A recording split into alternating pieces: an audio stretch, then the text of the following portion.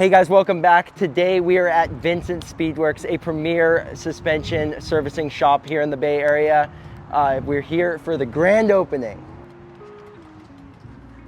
Hey, yo, what's up, Matt? How's it going? Good, good. Good to see you too.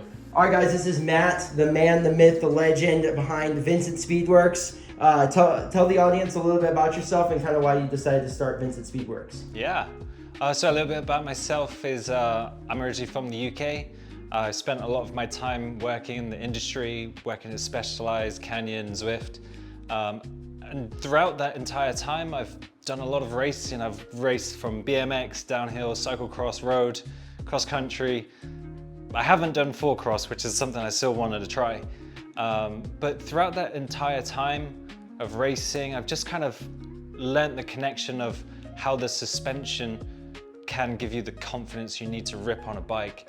And through my time of just like tinkering, tweaking, tuning in my own spare time, I spent lots of money in all the equipment, and I figured it was probably about time that I just open it up to everyone so I can help everyone's suspension be silky smooth. All right, Matt, let's see how the magic happens. Give the audience a bit of a shop tour. All right, so yeah, there's a few things that goes on to making suspension servicing happen.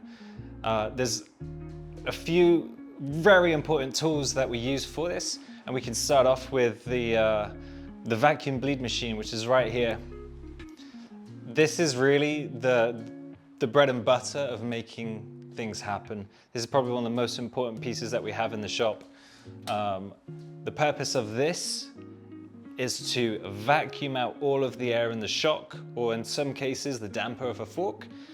So it pulls a vacuum, and then at that point, after making sure that's done, it will then push a load of fresh oil into the shock, making sure it goes in through all of the valving, the pistons, and all the little orifices within it. And then it goes through cycles within that. It then goes into another vacuum, making sure it pulls out all of the air and degassing the oil that's in the shock. Then it goes through more cycles, and you can't do that in any other way. You know, there's some shocks like Olin's with a double barrel sort of setup. Those shocks you just cannot do by hand, or if you can, it's going to take you a really long time, which is not sufficient to do in a shop environment. This is how we can see, you know, like when you're bleeding a brake, you can see whether there's gas coming out of the brake bleed. It's the same for this. You've got a big cylinder here, and as the oil goes through and back, you can start to see any little bubbles that come through. And when it goes completely clear like this, that's when you know the shock is good to go. And at the same time, this machine has a whole setting here. You can see here we've got bleed, shock, fill. I'm gonna go show you bleed, and then let's say we've got a separating piston, so an IFP. You've got an automatic or interval. I've got a bunch of templates here, but we won't go into any more of that right now. That's just a very quick overview of the intricacies of this machine. So let's say we've just bled a shock and we've gone through that process, and now we want to double check our work, make sure everything is as it should be. We have the dyno over here. So this is called a hand dyno. This one is actually a digital hand dyno, where it measures the force going through the shock. It will send the force in details through a phone, and it can show you how much force it takes you to push and cycle the shock based on lockout or open or rebound, and it will tell you where its limits are, which is really cool. So right now we have a push shock in the machine, and we'll do a quick show of how it functions. This is how we start to understand whether the shock has been bled correctly or not. This one has been, and we'll show you. So it's pretty much just, you can do this. Now, if it was bled incorrectly, you would notice and you would feel like a change, like a little notch, or like kind of where it gives. That's saying that, oh, there's probably air in it, I need to go bleed it again. The fact that it's rebounding tells us that there's nitrogen or air pressure in the piggyback where the IFP is housed. This will work with all different types of shocks. I've got different mounting things. This will be for trunnion. This will just be for different mounting points. This is for a through shaft that's used on Trek shocks. Actually, I haven't used that, so I don't know. Now we can get into some of the special tools that I've got for suspension forks. This is something that Austin has talked about a lot with the changes that we've made to his forks to make them go from harsh to butter over, small chunk, giving that feedback, or reducing that feedback and giving him all of the grip to have as much control. And what we're talking about here is the bushing sizing tool set. This is an absolute complete tool set that will work from a 30mm stanchion fork, which would probably be a gravel fork, up to a 40mm, which would be your downhill Fox 40 or your Bomber dual crown forks. And then we've got everything in between, including the very rare 37mm, which is only used on the Manitou Mesa fork.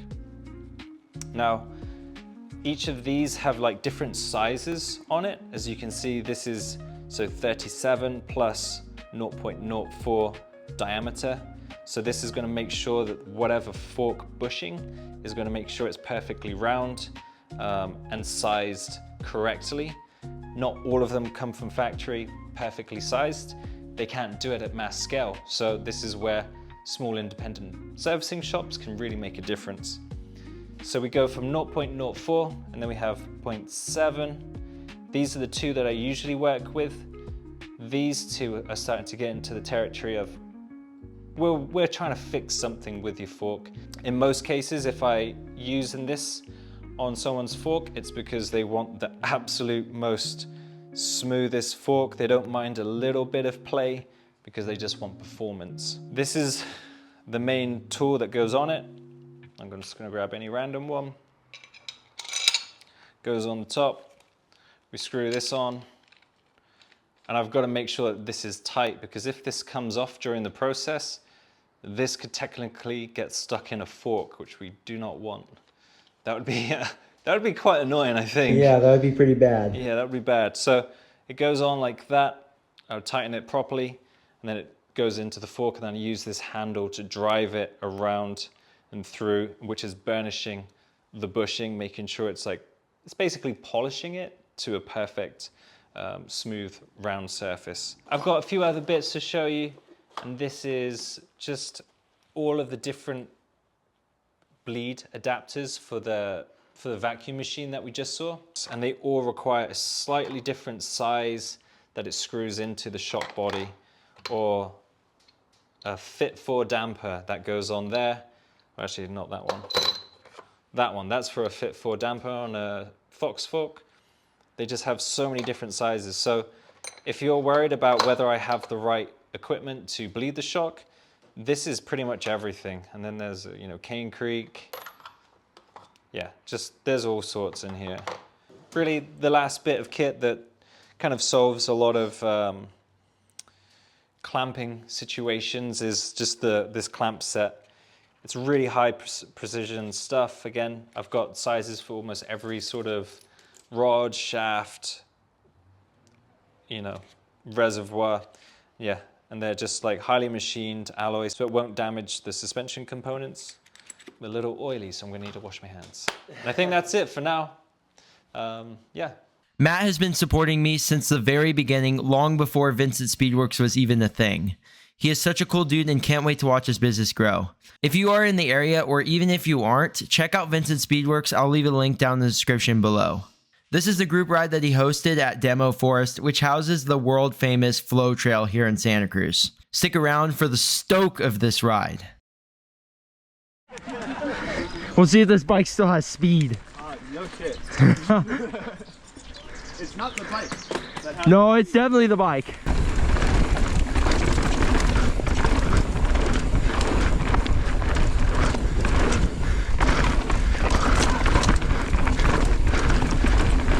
You.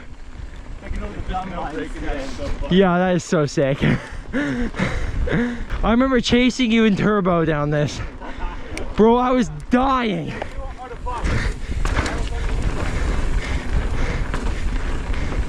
Yeah, I was just on my enduro bike. You were in turbo. Oh my gosh, I was cooked. That's the way to follow. I'm following this guy.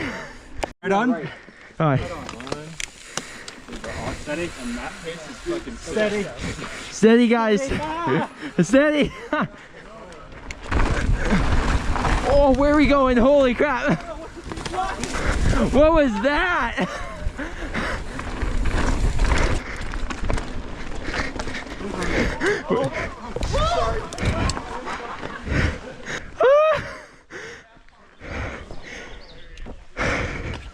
I had no clue. They've got new lines through there, huh? Yeah, so funky with the lines. We're not going for fast times, we're going for good times. Stop, go, baby. Yeah.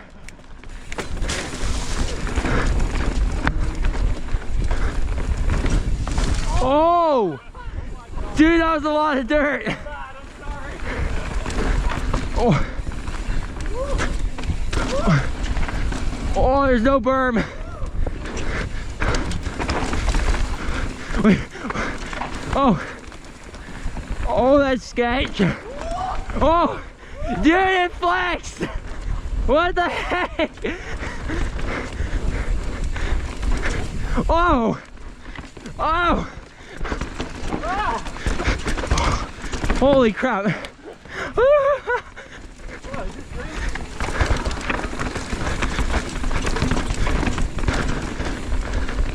Oh. Yeah, but I was not expecting those rock jumps. I am.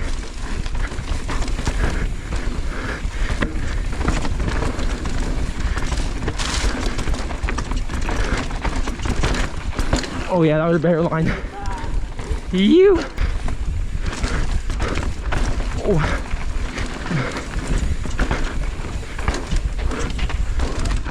Oh. Woo! I did not see that right there.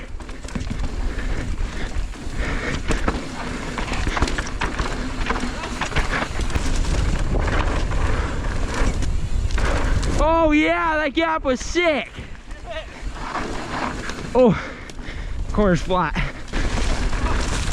Woo!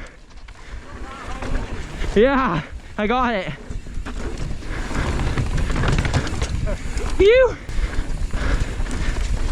Whoa! What the heck was that?